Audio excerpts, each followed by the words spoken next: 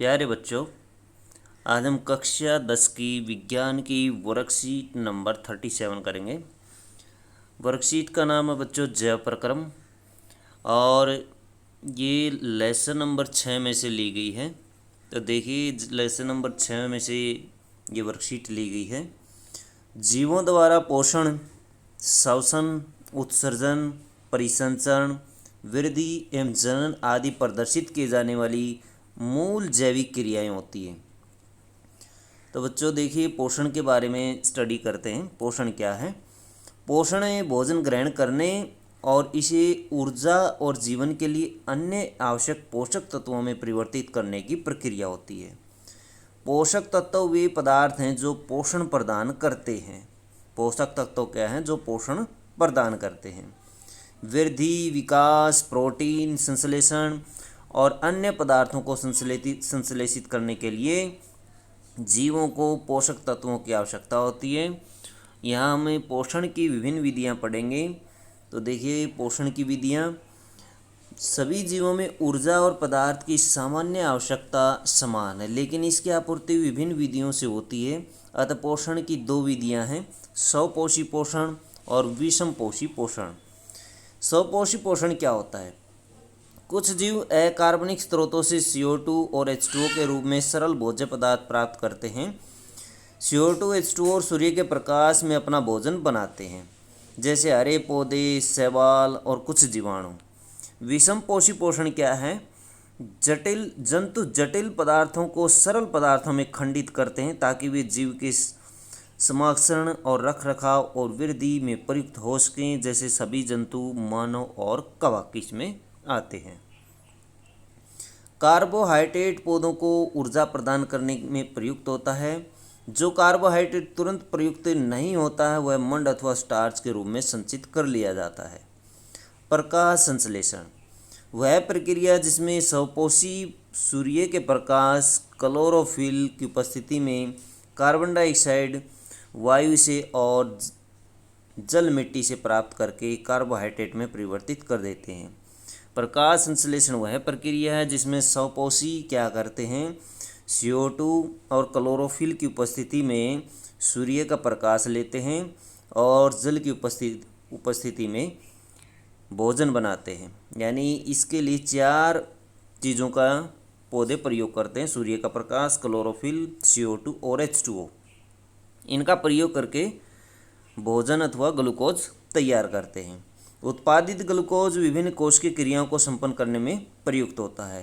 इस जैव रासायनिक अभिक्रिया में ऑक्सीजन एक उत्पाद होता है। बच्चों इसके अंदर क्या होती है? ऑक्सीजन रिलीज होती है। ये जो प्रक्रम है प्रकाश संश्लेषण प्रक्रम, इसमें ऑक्सीजन रिलीज होती है। देखिए इसके लिए निम्न अभिक्रिया है। इस प्रकार से क्रिया होती है: CO2 और H2O, 6 CO2 12 H2O। क्लोरोफिल और सूर्य का प्रकाश, इनकी उपस्थिति में क्या होता है? ग्लूकोज बनता है, C6H12O6 और 6O2 6H2O। रिएक्शन को याद करना बड़ा ही आसान है बच्चों। देखिए 6 CO2 है, सारी सबकी संख्या 6 है। C6H12O6 6O2 6H2O, केवल इसकी संख्या 12 है, ये याद रखनी पड़ेगी। और इस हाइड्रोजन की संख्या 12 है।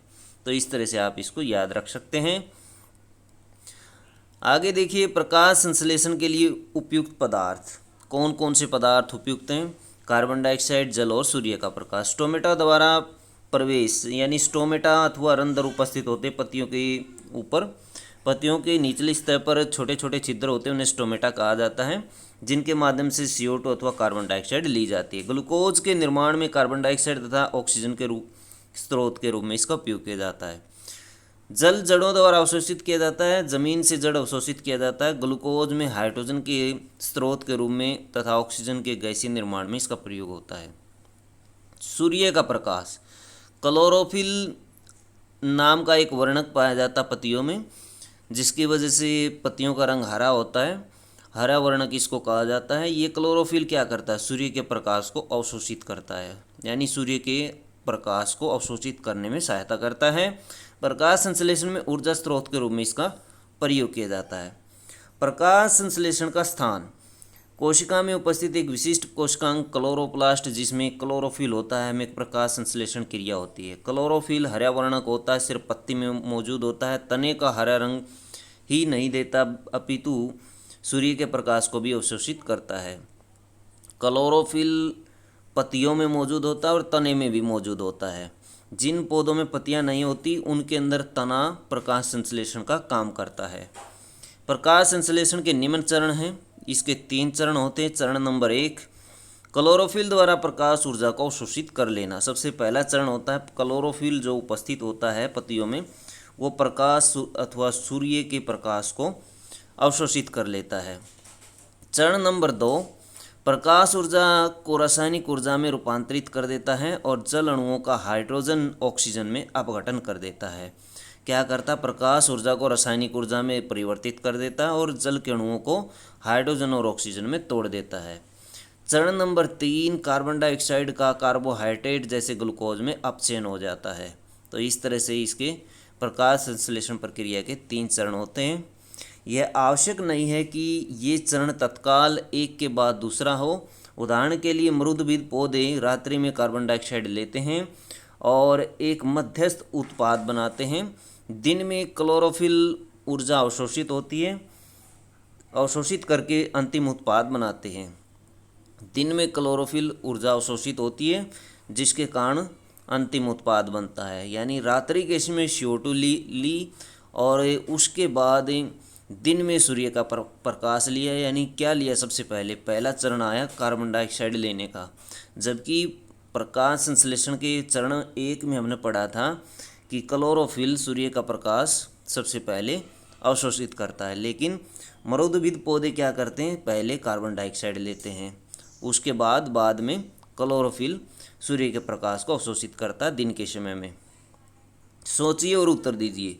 स्वपोषी और विषमपोषी में विभेद कीजिए। स्वपोषी और विषमपोषी, तो ये आप यहाँ से लिख सकते हैं इसका आंसर, स्वपोषी विषमपोषी।